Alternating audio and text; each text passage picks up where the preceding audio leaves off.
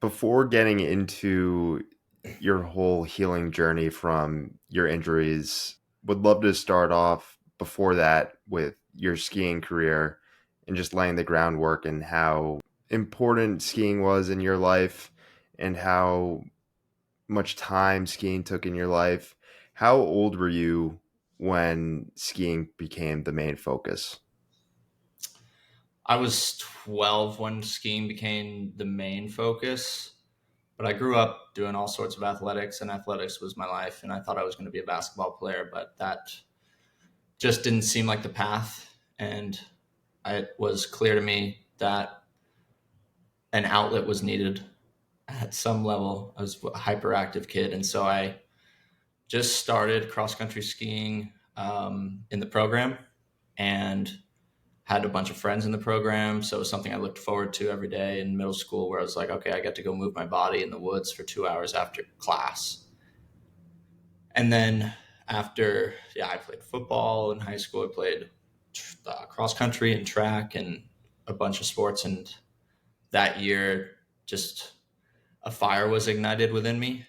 There had been some really high level US ski team guys that came out of the program I was in, had a mentor who was, he ended up dropping out of high school to be pro cyclist after beating Lance Armstrong in a race and getting on a team.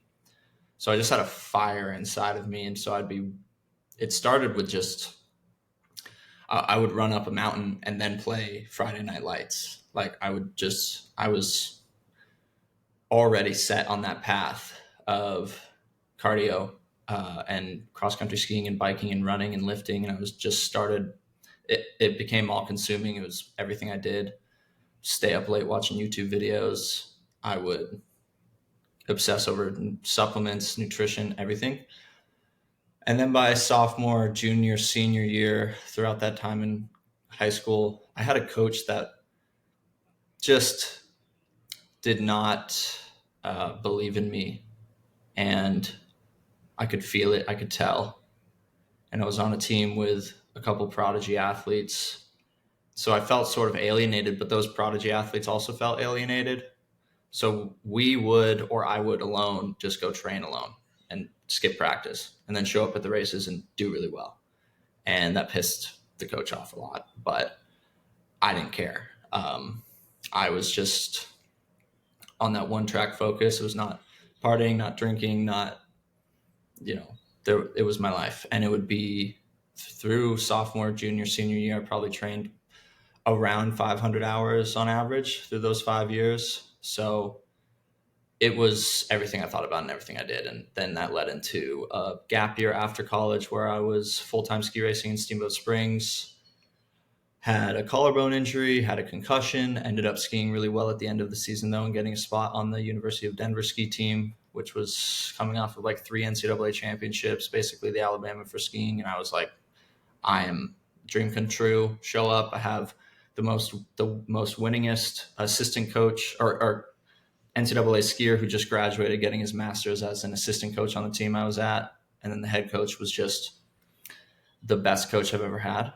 And it was a dream come true. And I was in sick shape, training like an animal, just on a team with Norwegians and Swedes and Finns, and just, it was incredible. And finally, surrounded by a team that was conducive to my improvement and a coach that really cared. And we ended up winning NCAAs that freshman year. And then fast forward through college, I ended up starting a sports nutrition business. I was running that while I was training. That was going well, was in really good shape. Ended up falling short of the U23 trip where they take under 23-year-old ski racers top in the US to Europe to race in basically junior Olympics. That was a low point, but doubled my resolve, doubled my conviction. And then COVID hit. And head coach, who was a different head coach at the time, had to go back to Finland because his family was there. Assistant coach got furloughed. And then I injured myself. Pretty much, we all went home because of COVID. So we were all online, and I was mountain biking a lot. Ended up falling mountain biking on this 80-pound e-bike splitting my shin down the front, getting a big ball of scar tissue under my big metatarsal in my foot. Did all the PT I could do for 3 months. Nothing was changing. Continued down different rabbit holes for 10 months, but basically couldn't walk for those 10 months, at least without pain. That I was barred from training, going crazy, going insane. I was in the midst of rebranding that company I was running because of a trademark issue. And then I had a doctor's appointment in October about now. And they're like, yeah, you might not ski race again. Your career is likely over. Like, we don't really have an answer for you. We don't really have a straightforward solution. This is one of those things that's up in the air. There's no blueprint for it. We're guessing. And, went home, and I had the belief that I would heal myself. I just didn't know how. But I was spiraling quite hard, and just went back to breath work. I had used breath work for performance prior. Cross-country skiing is a lot of breathing anyway, so like I was relatively familiar, but then I started going down the rabbit hole of like pairing my conscious intention and attention with the breath and my physiological expression of the breath, healing myself through I was just doing it to feel better because I went home and dislocated my rib doing pull-ups. I couldn't do shit. So I had to start. The only thing I could do was breathe. So I was breathing 30 minutes to 3 hours every single day, 30 minutes at least on my back in bed in the mornings. And after about 2 weeks, on one session, I focused on only my right foot, the entire breath work. And then I felt my right foot and it was way warmer than my left. And that was a light bulb moment. Another light bulb moment was driving, got cut off, had no physiological reaction. My nervous system did not uptick at all. Heart rate was the same. I was like, whoa, I am deliberately increasing my stress tolerance and how reactive I am.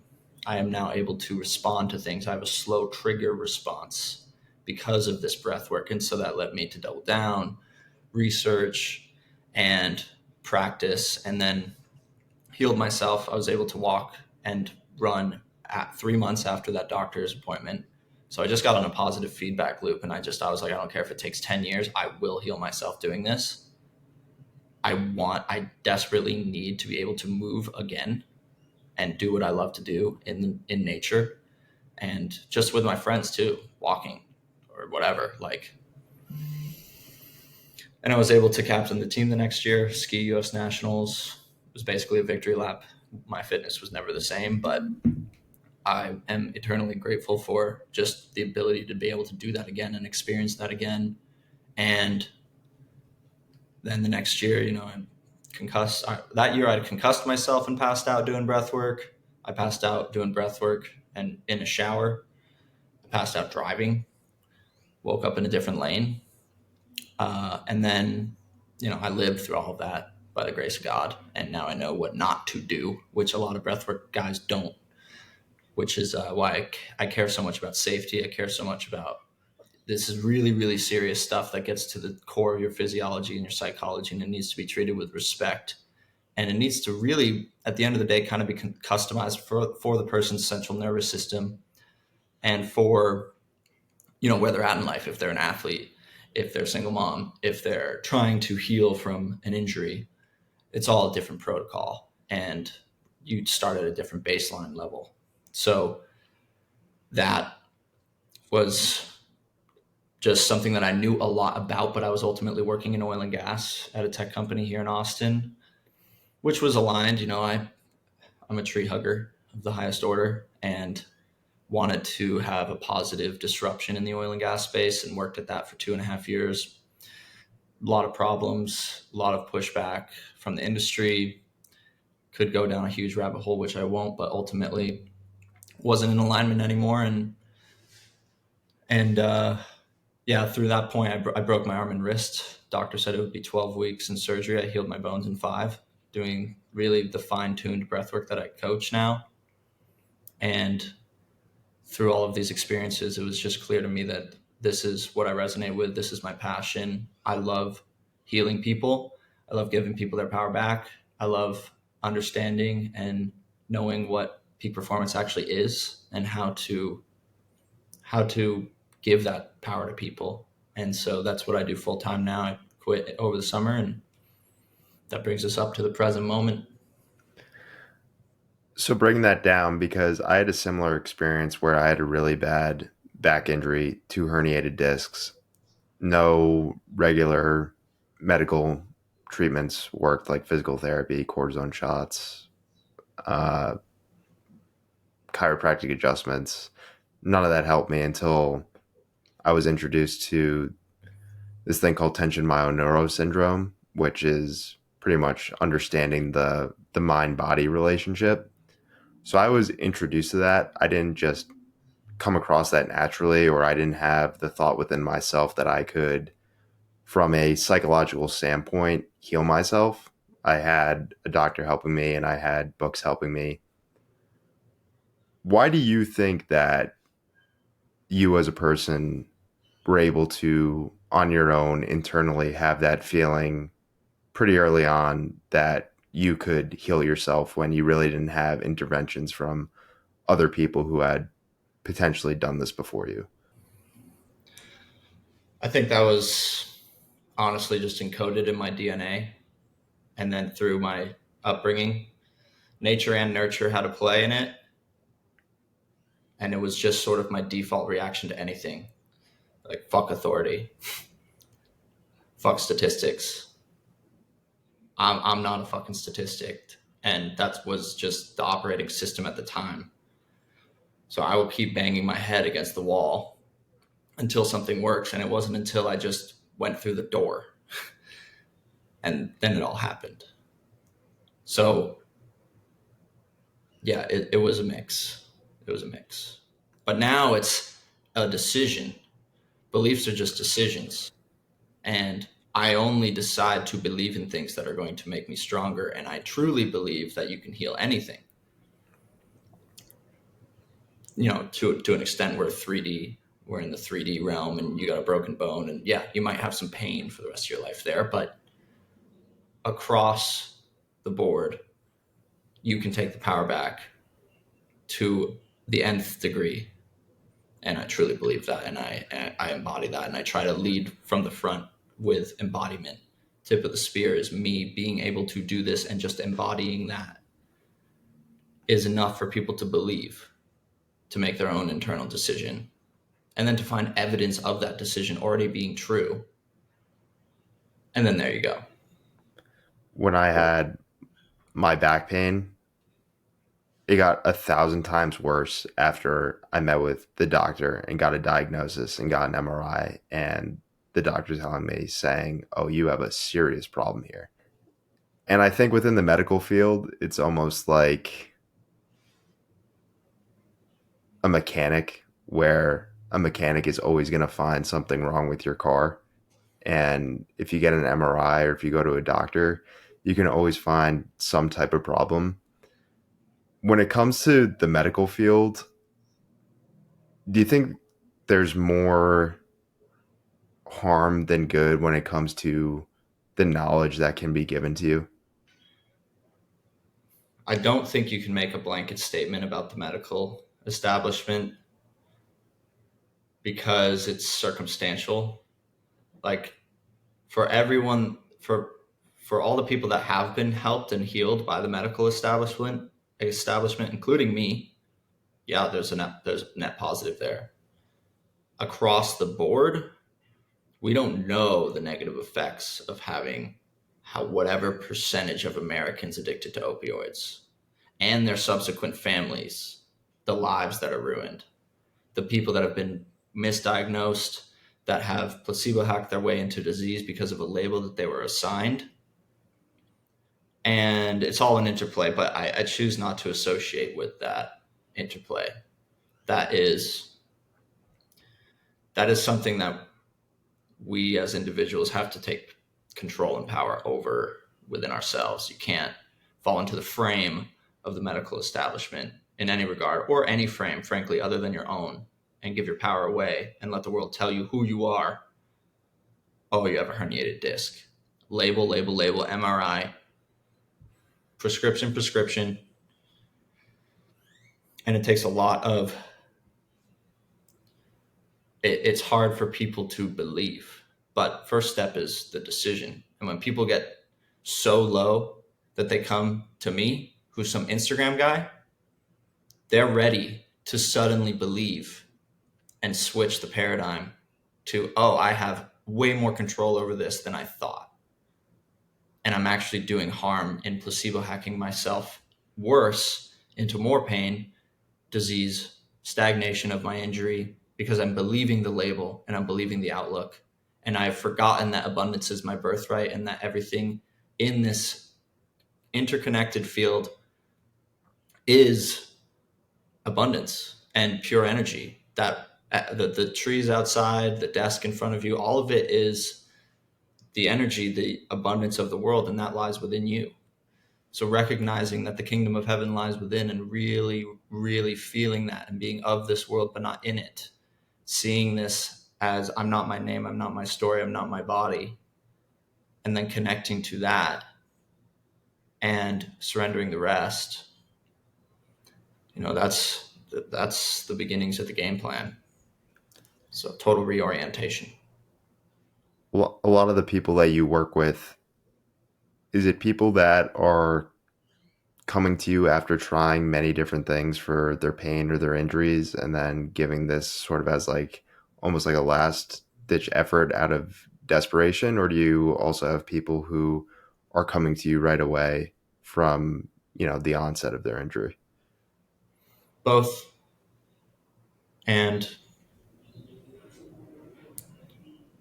sometimes they're doing everything they can but want something extra to do, something more. It's something they want to explore, and they're wise for wanting to explore it.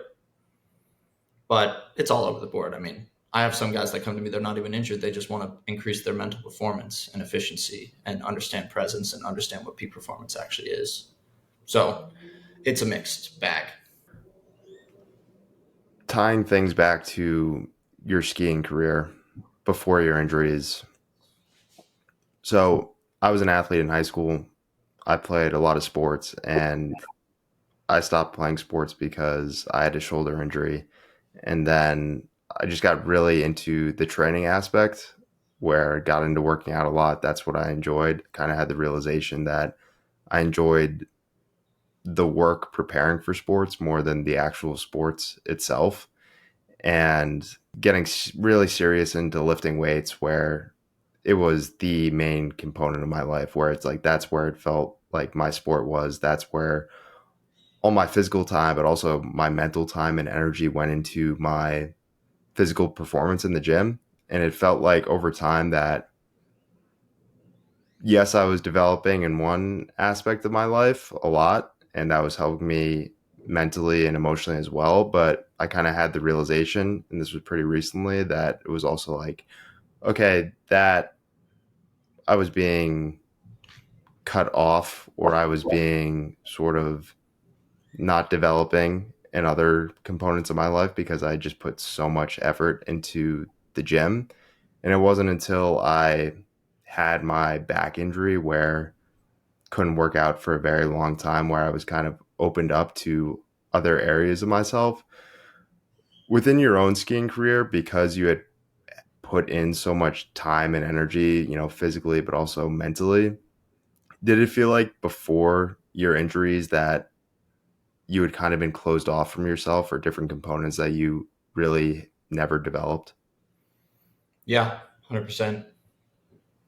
I was pretty much a one-dimensional being, only doing ski racing, and then I was a two-dimensional being running a business, and then I was a three-dimensional being going to school. And that was all of my pursuit, and most of my daily actions were out of lack and scarcity and feeling not good enough, feeling unworthy, and fear.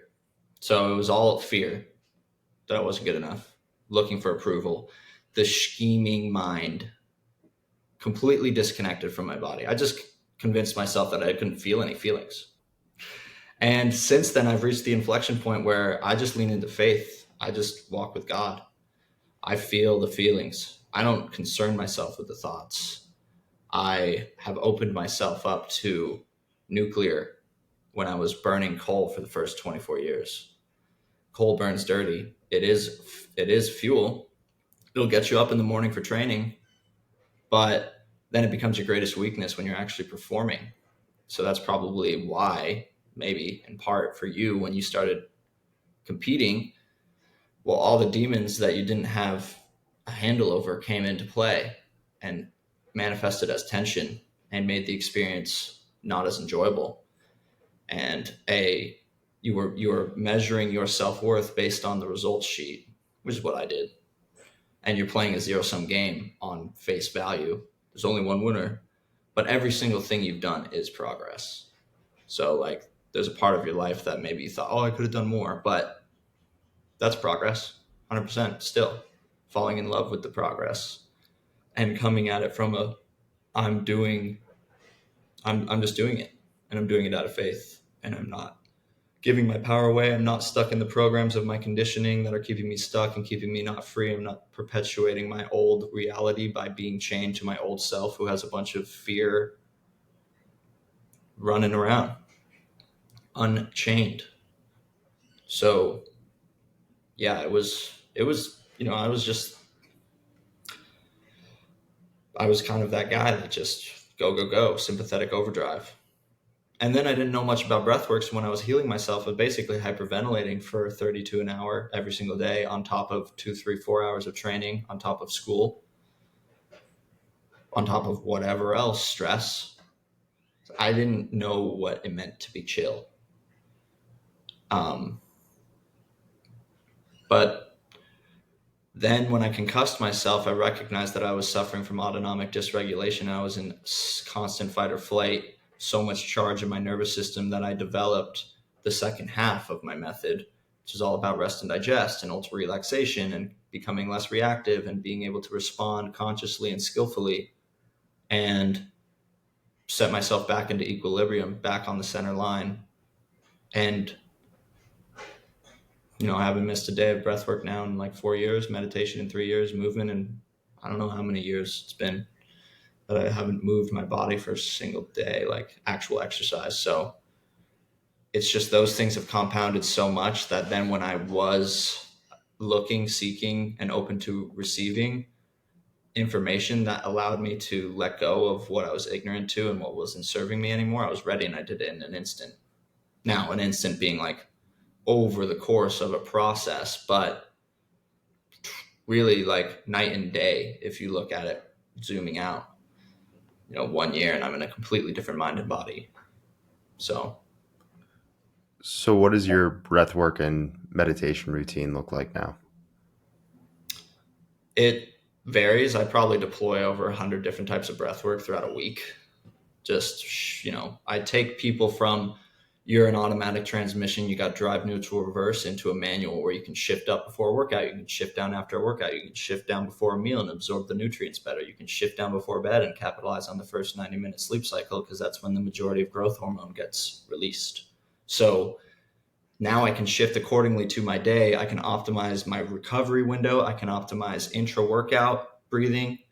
So there's so many different types, but the staple method is, your routine should be your sanctuary. My routine is quite simple, but it's waking up and doing some hard workout, 100 burpees or 3 sets of push-ups or air squats to failure, something really hard, or a walk in the sun, doing exercise, qigong, some yoga, some form of intense movement, followed by sitting down and having a 3-phase protocol that circulate or cultivate energy, cultivate oxygen, cultivate resources in the body, a breath retention to release growth hormone, EPO, VEGF, stem cell production, increase my CO2 acid base tolerance, and then a coherence breathing pattern to circulate the energy that I just released, and then a vortex breath that then centers me, and then I meditate from that place. And the meditations vary. Sometimes it's nothing. Sometimes it's very passive meditation. Sometimes it's very active. I'm on an object. I'm focusing and consciously directing energy in my body to a certain location. I'm sending love outwards. I'm sending love to myself.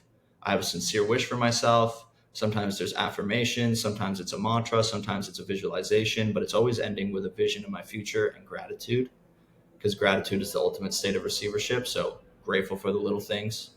I can walk today, got food in my fridge, family's healthy, just little really important things to set myself up to start my day present, in an alpha brainwave state, energized, in a parasympathetic state, and carrying that as far as I can throughout the day, having the remaining mind from that meditation carry me throughout the morning, throughout the day. And then in the afternoon, I'll probably do another walk, meditate, breath work, some yoga perhaps, or just a workout. And then, back into whatever I may be doing that day, which is really a lot of like sitting and talking to the computer, which is great. So that's kind of my own personal practice at the moment, but it's changed. And if I'm sick, it would change. If I'm in a training block, it would change. If I'm going on a flight, if I'm hungover, if I'm tired, if I'm too energetic and have too much charge in my nervous system, it's all very adjustable and very customized. And I just follow my intuition with it. So from start to finish, how long did it take for you to feel like you had fully healed from your injuries? Well, I still tell people that my right leg is a little smaller than my left, but I believe that I am fully healed. I ran an ultramarathon, no problem. So 3 months, and I was walking 30 minutes. I was running 5 minutes, doing strength again a little bit, wasn't doing plyometrics, wasn't doing a lot of zone 2 base cardio on the foot. And I would say within 5 months, so May 1st, October, November, December, January, I was back to it.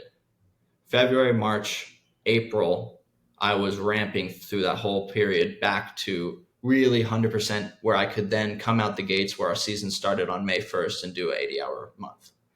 So I would say by May 1st, I was 100% because I was able to complete an 80-hour month and then the most hours I've ever trained that summer. And if it wasn't for kind of concussing myself, I believe I would have done a lot better that winter. But it all worked out the way it was supposed to work out. It couldn't have happened any other way. So by May 1st, I was back to just full blown 100%. Now I still had some mental residue that was, don't push it, don't do that. Oh, it hurts today. Oh, this, oh, that, blah, blah, blah. But those programs lost their grip over time. And through consistently relaxing out of the tension, releasing the fear, having the tools to do so, shifting what my reticular activating system was focused on every day, which is basically the part of your brain that's focused on what to focus on. So it was a whole mental, physical, spiritual revamp to 100% by May 1st. One thing that I've appreciated through my own journey, through pretty much using my mind to heal me from this physical pain, is the amount of power that you have over your mind and your body. There'd be moments where I'd be in deep physical pain and I would pretty much be able to stop the pain with my mind. And there's this type of autonomy that came over me that I would never feel before in my entire life. And you truly become a transformed version of yourself. How do you think that sort of power has been built into your life and your identity as well? It's everything. It's at the end of the day, I feel quite invincible in my health. Of course, I have a fragile physical body, but barring some wild circumstance, which could happen, but regardless, if that happens, I'm going to be sitting on my hospital bed breathing into the abyss because I feel like I'm my own medical establishment. I don't need a supplement. I don't need food. I don't need exercise. I don't need a PT. I don't need a chiro. I don't need a surgeon. I don't need a dentist. I get to carry my way through my day with just an embodiment of like, I know who I am. I know my inner power at a very intimate level. And I think that's what everyone's ultimately seeking. That's why you try to go through some program that's going to build you up into something when really you need to just be looking inwards and introducing yourself to yourself, because yourself is the most powerful thing that you can possibly imagine. You just haven't uncovered it. You're just holding a bunch of fear. You're holding a bunch of layers over the onion, and you haven't gone into the subtle flame of joy that you can feed into a fucking bonfire and a fire flamethrower towards whatever goals you have. You want to increase your IQ? You want to increase your energy levels? You want to manifest better? You want to operate on a level of presence and acceptance and openness and embodiment? Or you want to heal an injury? Or you want to be in control of how it feels to step out at the Olympic Stadium before your gold medal run? It's all there. It makes the unconscious conscious, the lever of the breath. And then the power of intention, the power of the mind, the attention of your mind, where you focus, energy flows where attention goes. So attention and intention, using sounds and frequencies because you're a vibrational being, and the breath in tandem, the spoken word, the sounds and frequencies and vibrations of your own spoken word, speaking out loud, saying, I am healthy, I am healthy. I apply my life force to the charge. I apply my life force to the charge. Whatever the affirmation may be, the affirmations only work if you believe in it. It's about the energy we put behind what we do. And I, because of my experience, can put really powerful energy behind my breath. And now I'm in control. Now the automatic is conscious. And there are still parts of me that are absolutely unfree and stuck. And there are things that I work on a daily basis, but I know that I have so much control over it. And I have the tools. It's just a matter of actually doing the work, which when you have the tools, the work is easy. Do you think you wouldn't have been able to develop those tools as well? Or maybe you wouldn't have even been put in the place where you've had to develop these tools if you weren't put in that unwilling, very painful situation in your life? 100% would not be where I am today. And that's what I tell people when they come to me with an injury. It's how can we make this the best thing that's ever happened to you? You get injured, you should double your confidence and your conviction, your swagger, because the belief that it's not going to throw you off and that what's meant to be is meant to be, and that this is an opportunity to capitalize on. This is not a setback. Frame of mind. What do we believe about the situation? We get to define the meaning in the story. We get to recontextualize it. And for me, I didn't recontextualize it, but then I woke up one day and I was like, wow, literally what I was able to do on my own, no coaches, no certifications, just breathwork cowboy passing out left and right. Now I get to gift what I have gained from experience to people. And I actually am deeply, deeply fulfilled by that. And I now identify like as a healer. So I had you in person. I could do stuff. We could do active release. We could do myofascial stuff. We could do acupuncture stuff. We could set up biofilm busting nasal sprays. We could revamp your diet. We could revamp your exercise training plan, breathwork plan, meditation plan, nutrition, like everything, supplement, whatever it is. But I get to operate in the realm of the mind more than anything because of this. And that's where I kind of can differentiate myself. It's like, yeah, breathwork is free, but do you actually know how to breathe? Because life is one long breathing exercise, so you should know how to breathe.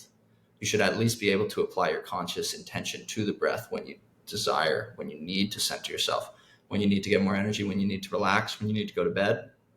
It's like, it's all there and it's all free. So I don't, there's so much that I don't know, and it's fascinating.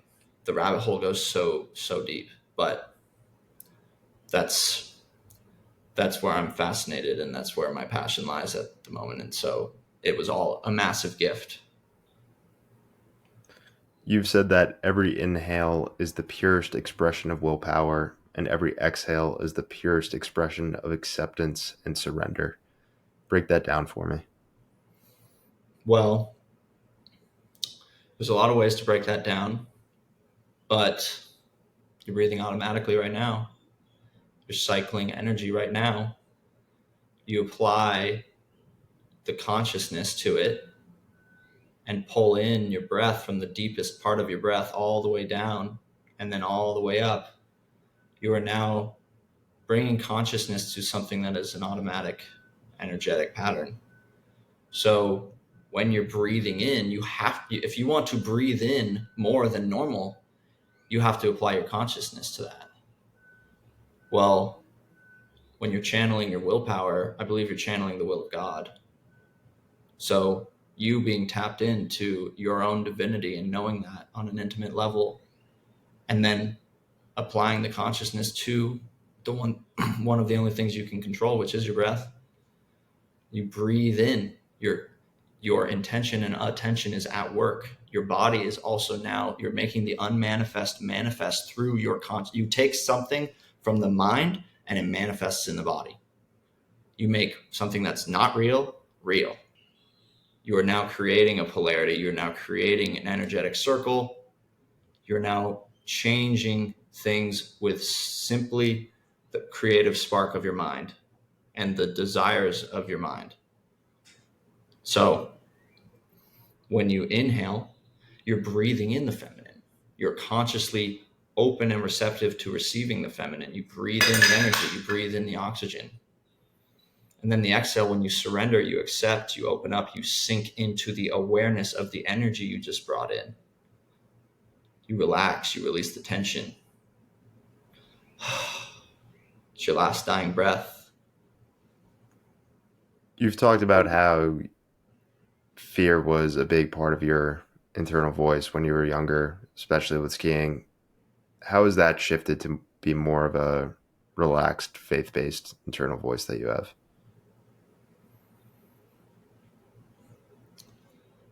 I believe that a lot of it has to do with consistency in practicing new neural pathways, in consistency in working on beliefs that are not serving me and surrendering to things that I'm ignorant of that are not serving me, and recognizing what's real and just being grateful.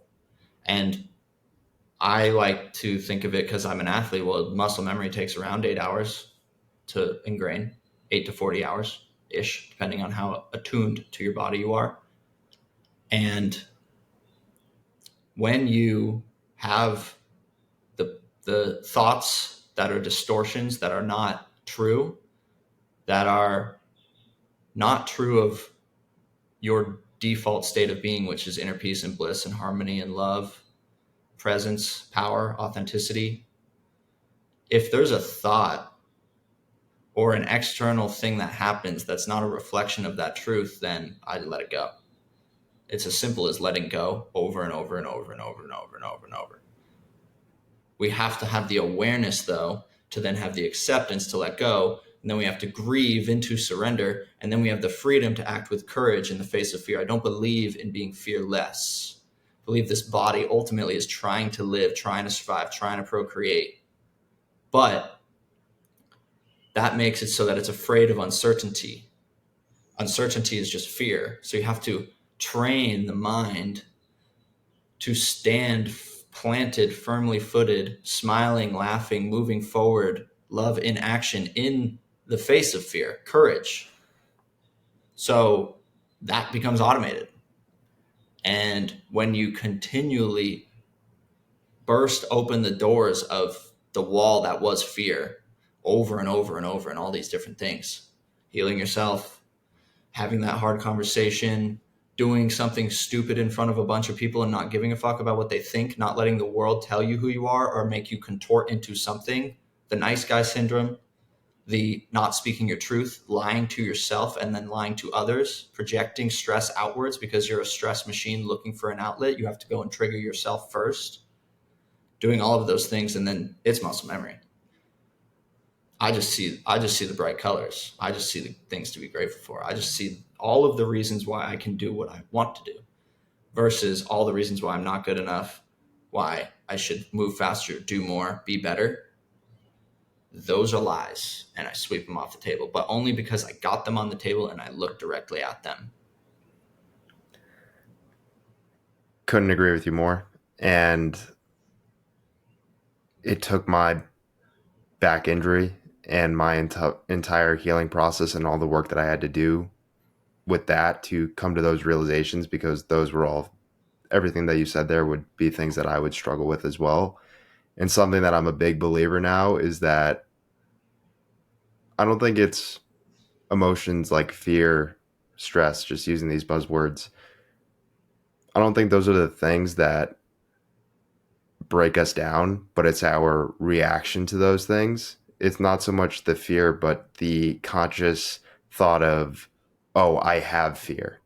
And that is what messes us up. Mm-hmm. But that having that acceptance and sort of just allowing yourself to sit with it, and this is something I felt with physical pain as well. I would always try to just deal with the physical pain, try to numb it, try to mask it. And then I was completely unlocked when I had a different mindset shift where I was like, let me just feel this pain. Let me just sit with this pain in the moment and not try to run away from it. And I also had the realization is that when you have bad pain or if you're going through tough times, playing pain's game means trying to run away from it. Pain wants you to be stressful and wants you to try to fight against it. But if you just allow it into your life, you kind of just disarm the pain and you're not playing its game anymore. Mm-hmm. Yeah. Yeah, you laugh at the demons, you smile at the demons. The demons are very egoic, they're very prideful. You laugh at them, you're like, you think I'm gonna play your game? You think you have power here? Or maybe it's not demons, maybe it's pain, maybe it's a sensation, but what you resist persists. And you close the loop of suffering. You don't want to feel a certain way in your body. So then you get stuck in your head and you start thinking a lot and you're spinning your wheels with the emergency brake on. Doesn't work, it's not conducive to all of your thoughts are due to unfelt feelings, ultimately. And it is these feelings that we need to meet with courage, because fear is just the fear of fear. It's also just the fear of death. And we can recognize that my injury as a professional athlete doesn't mean that if I get kicked off this team that I'm going to die alone in the jungle. That doesn't have, that's what the body thinks. That's what it's assigned. It becomes life or death. It's not that. It's something that we have to be open to and receptive of and conscious of. And if we're present in our seat of personal power, we can ascertain what really is real. What is the situation that I'm dealing with? What's going on? What are the struggles actually? Not getting so concerned with the surface, but going to the root. What is the root cause that's causing me to affect and act in this way that is ultimately out of alignment and not my truth? And as you shed those layers, and it takes time, it takes work. It's breath work for a reason. It's shadow work for a reason. It's training for a reason. It takes time and consistency. But if you can get on a streak of meditating every day, you will change your life. Every single person who's ever been successful is attributed to meditating to an extent. And supercharge that with breath work. Then get your health right. Then you have to introduce yourself to yourself. You have to go through a period of self-discovery, and you have to also maybe go through a period of burning coal and fear to recognize, oh, I don't like flying in the fire there. Or at least I don't have control over that hectic energy that is fear. So let me double down on the faith and belief and unconditional self-love for myself and become very, very knowing of that and embody that. And then I can open the jar of fear and sniff it and then put the lid back on before going to the gym or dealing with a rent payment or something that's an issue in your life, chronic health issue, your mom, your dad, something's happening. Like, how can I be my most powerful during this? What is the upward spiral that is waiting for me if I choose? Because there always is one. We do have the choice of what our attitude is in any given circumstances.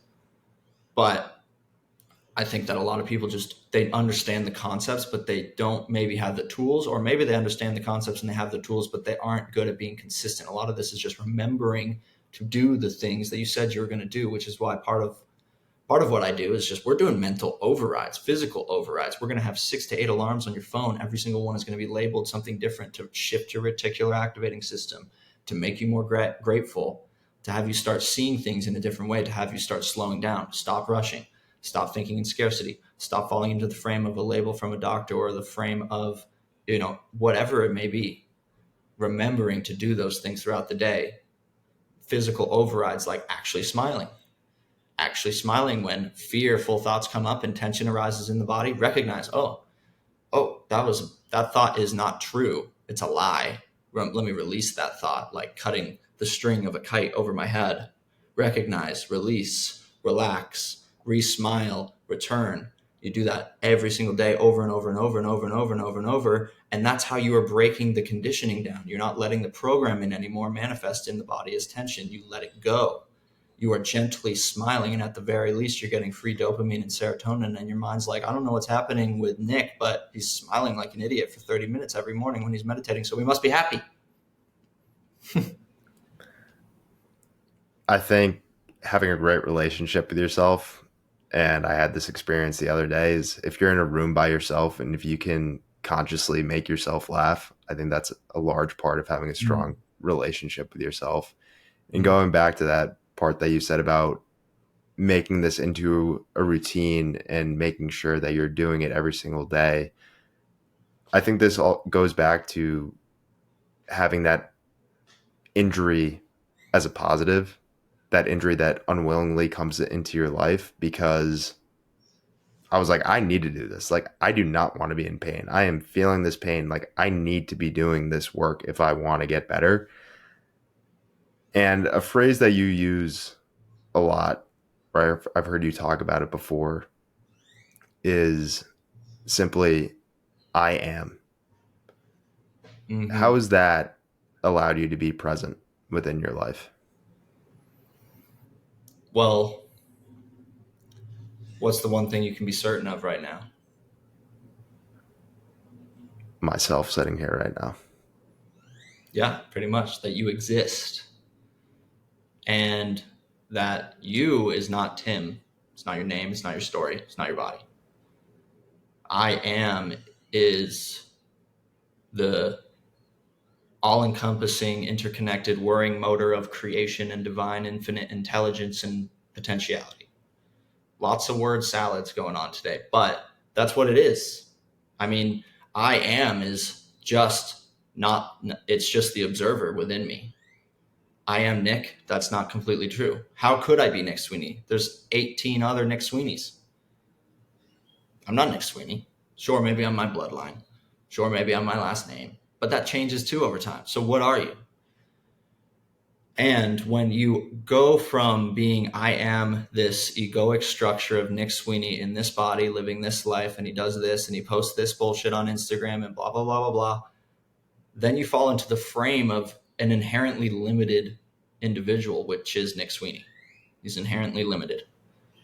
The ego should be honored, respected, used as a tool, but I choose to try to not operate from that. I choose to try to disassociate from that and come at life from the guy with the Xbox sticks playing the video game, not the character in the game. And making things, make it light, make it joyful, make it adventurous. Now it's like I get to see Nick from a third eye view because I either recognize, release, relax, re-smile, return, and I get some space, I get some awareness from the thought that I was just dealing with. Okay, well, what is the action that I can take that is most true and most loving and most open and most powerful and most authentic, meeting that fear with courage, meeting that tension with courage by feeling those feelings and allowing them to be with it, and just be with it and sit in the shit, stand in the internal storm. Our nervous system wants to run away from the thunderclouds that come out. Well, inside you have to stand firmly footed there. Or maybe I'm sitting in my room and I'm thinking about a bunch of bullshit. Well, then I just say the word thinking, noting. It's called walking, noting, thinking, eating, doing the dishes. Okay, that slowing down, being present is everything. And it becomes the moment by moment work is really the work. And that's why mindfulness is like probably the highest ROI thing you can possibly learn, is like, how do I actually become present?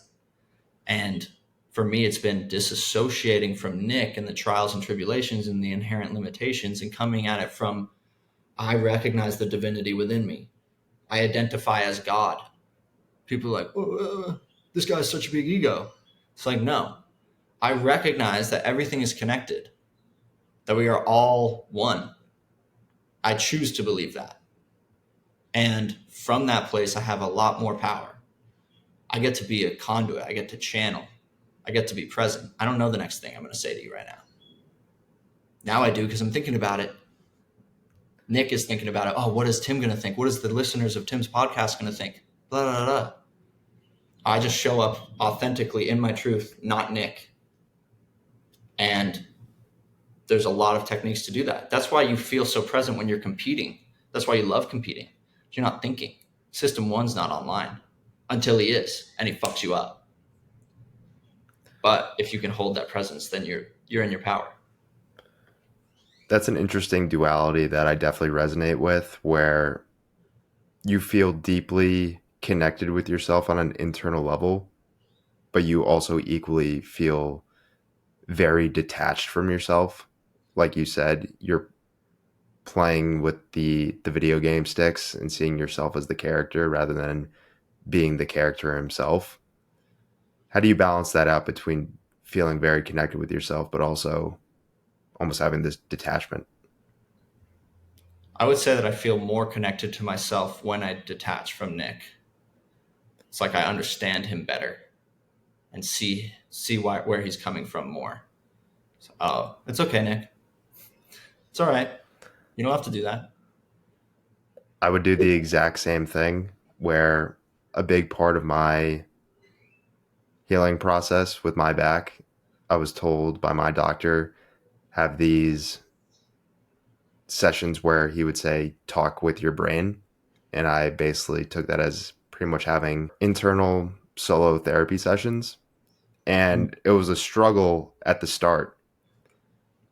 And then I had the realization, or something that unlocked me, was think of like pretty much get outside your body and look at yourself from a third person point of view. Basically, like, who is Tim Doyle? Like, look at yourself as like that is a different person. Like, what do you see? What do you observe about them?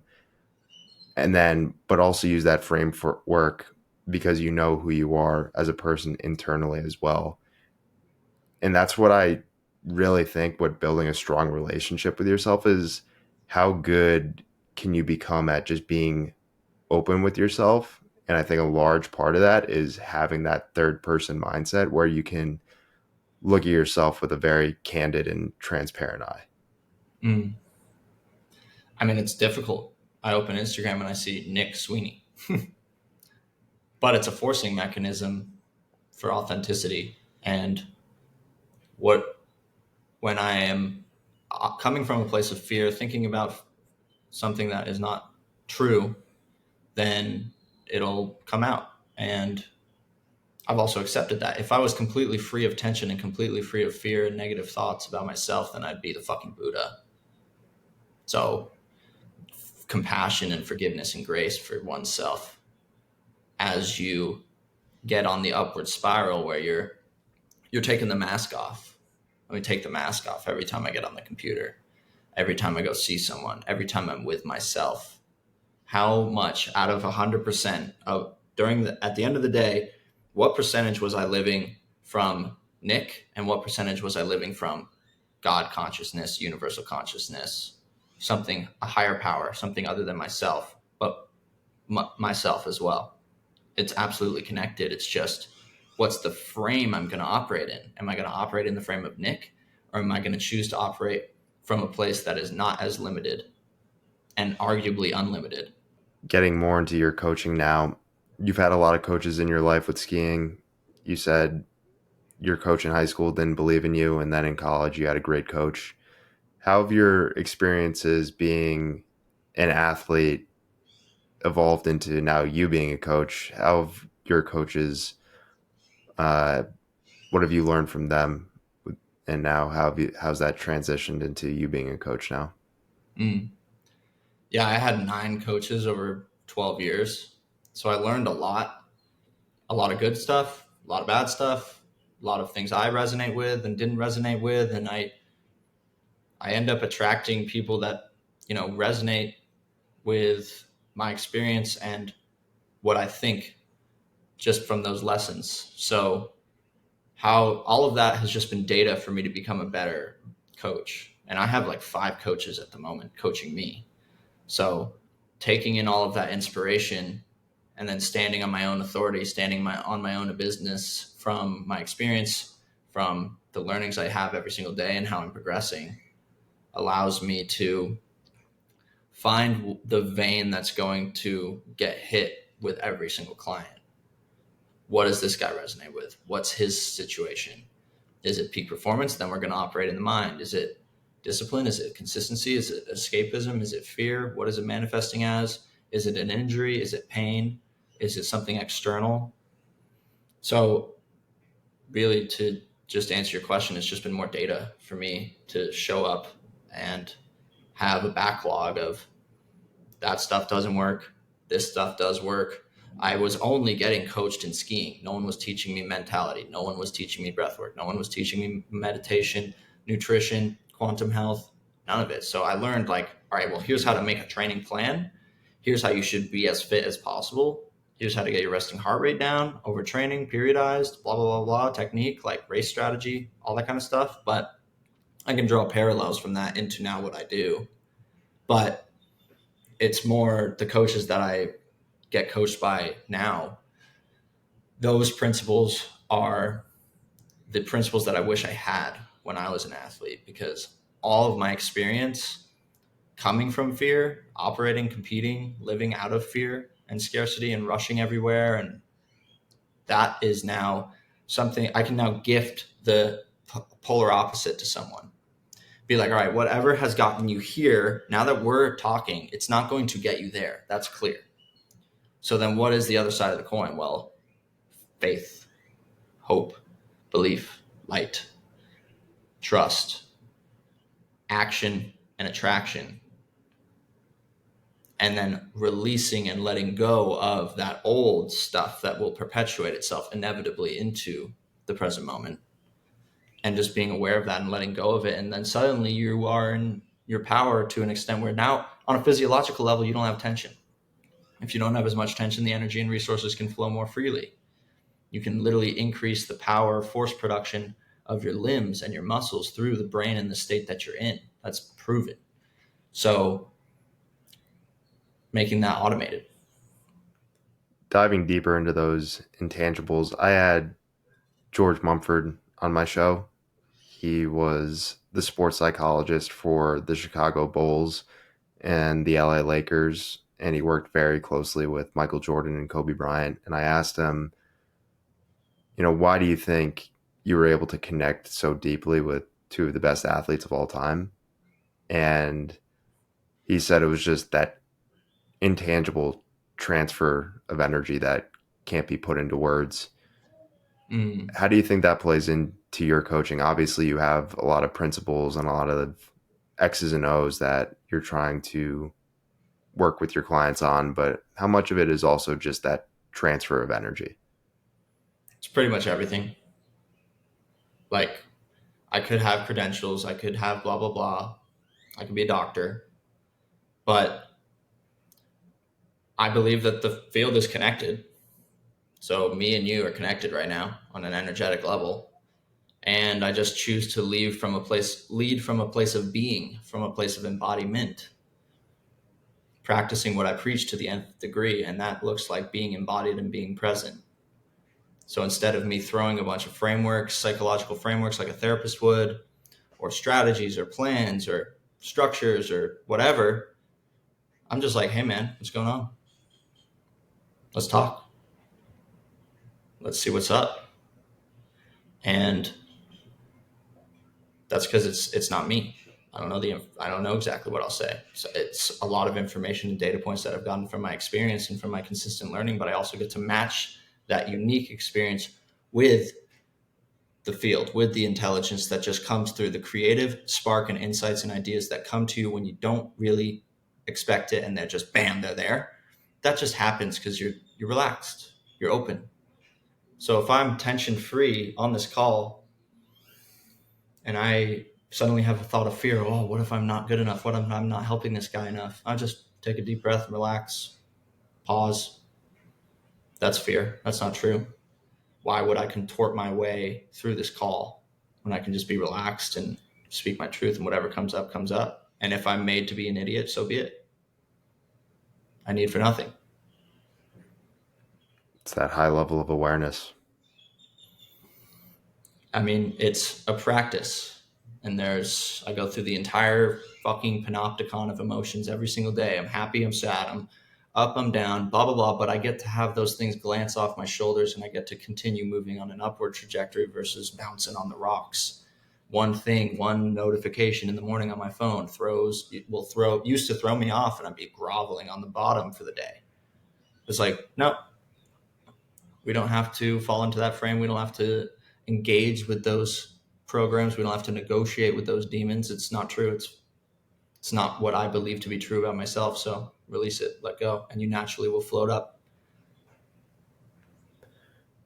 I think that's where that detachment of self also comes into real play again and is a real benefit, where when you can step outside yourself and be like, oh, Tim is feeling fear. Oh, Nick is feeling fear right now. And then equally able to just be able to release it very quickly as well. Yeah. And when you get the stormy ocean that's crazy, crazy to be still, then it's a lot easier to feel and see the ripples, or to drop a stone and make an intention and have it be clearly registered by God, the universe. And then you're going to get, if you only put want out, that's all you get.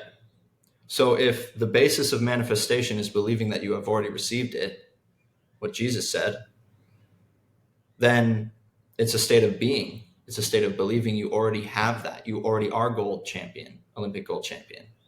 You already have the security, the freedom, the life, the partner. You embody that and you bring that future closer to it. You become that vibrational match for that future. And then it's a matter of presence and patience. And that was the two things that Michael Jordan was best at. It's what he was known for. Nick, where can people go to connect with you and your work? I'm at Based Ethos on Instagram and Twitter, BASEDETHOS. I'm also on YouTube, some guided vortex breathwork and meditations there. Yeah. This mind body connection and this type of coaching, I think, is the future for not just sports and high performers, but I just think the medical space in general, and really look forward to seeing your future work. I appreciate the opportunity to come on, and it's a beautiful conversation. And yeah,